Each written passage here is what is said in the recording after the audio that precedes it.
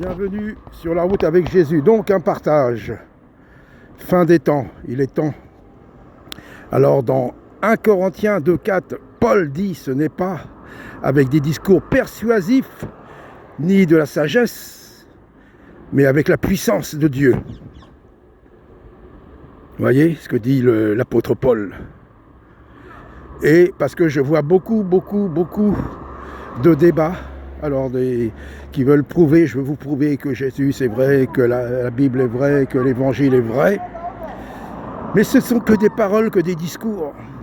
Paul dit bien, pas avec des discours, ma prédication ne reposait pas sur, en fin de compte, je paraphrase, sur les rudiments du monde, sur la théologie, mais sur la puissance de Dieu. Et voilà, c'est ce qu'il nous faut maintenant dans ces derniers temps. Je vois des débats, ça parle. Des débats avec des musulmans, des débats avec des athées et tout ça, et la théologie et tout, mais rien. Qu'est-ce qui prouve? Jésus lui-même, par sa parole, par les miracles qu'il accomplissait, confirmait la Torah. Et nous, qu'est-ce que nous devons faire? Confirmer les évangiles. À l'époque de Jésus, les évangiles n'étaient pas écrits. Les apôtres, Paul, miracle, Jérusalem en feu. Tellement qu'on leur interdit de parler au nom de Jésus. Mais vous avez foutu la pagaille dans Jérusalem, il y en a marre. Mais là, dans les villes, dans les cités, y a-t-il la pagaille? Mais non, il n'y a pas la pagaille, il n'y a rien, nous sommes à la fin des temps. Alors on va me dire, et toi alors, tu fais des miracles? Paul dit bien, les dons différents, nous sommes un corps. Il y en a qui peuvent faire des guérisons. Il y en a qui sont là pour la prédication, pour l'enseignement. Vous voyez, ainsi de suite. Il y a des prophètes. Mais où sont les prophètes avec les confirmations de ce qu'ils disent? Internet est rempli de prophètes, d'apôtres, de pasteurs, de chrétiens. Vas-y mon frère, vas-y ma soeur, ça va aller. Mais le monde, qu'est-ce qu'il a besoin de voir? De voir.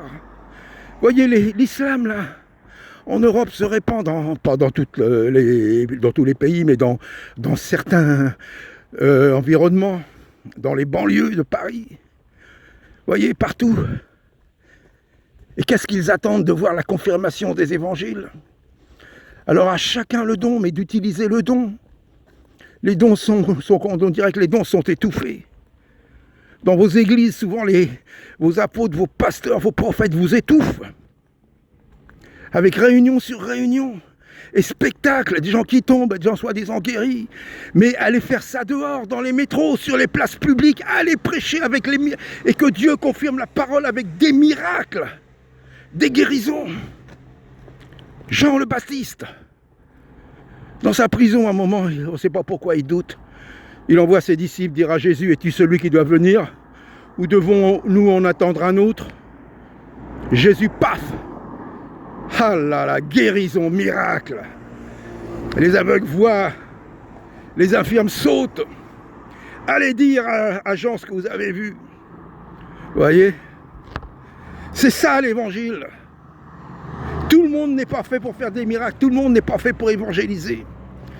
Il y en a qui sont faits pour évangéliser avec le feu du Saint-Esprit.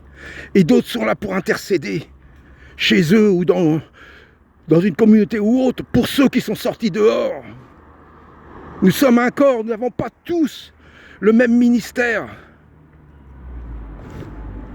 Voilà, c'est ce que je voulais dire dans cette fameuse fin des temps, là, discours, je vois ça, et ça parle, mais oui, mais c'est vrai, Jésus c'est vrai. Alors l'autre il lui dit, mais non, c'est faux, la Bible est falsifiée. Qu'est-ce qu'ils attendent?